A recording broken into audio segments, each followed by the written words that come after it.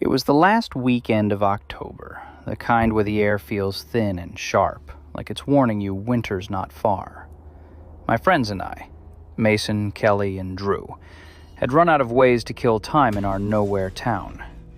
We were 17, restless, and desperate for a story that didn't end at the gas station parking lot. That's when Mason said, "What if we hit the old Wilson Orchard tonight?" It had been shut down for years after a storm flattened half the trees.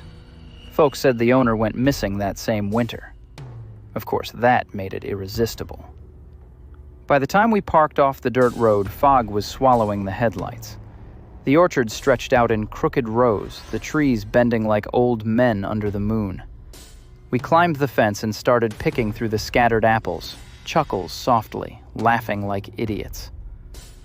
For a while, it was perfect. Just the sound of knives carving into fruit, the crunch of leaves under boots. Then I noticed one of the scare props leaning between the rows.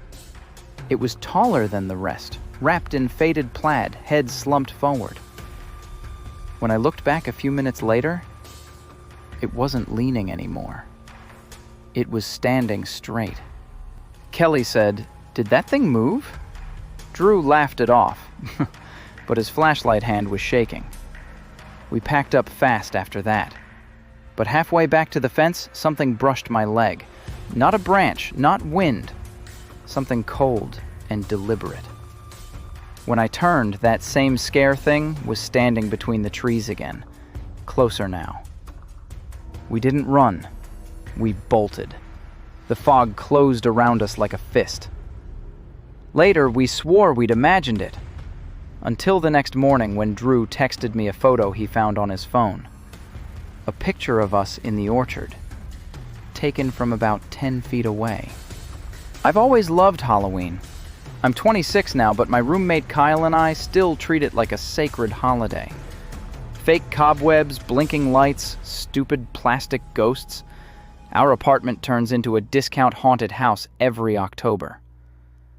It was late, close to 3 a.m. when I woke up thirsty. The place was dark except for the orange glow of a streetlight bleeding through the blinds. As I stepped into the hall, I saw someone standing by the living room archway. Tall, still, wearing a smooth, featureless mask. I actually smiled. Kyle loved pranks. "Good one, man," I muttered. No response. Not even a twitch. I brushed past him, grabbed some water, and went back to bed. The next morning, he was already at work. When he got home, I told him that mask stunt was solid.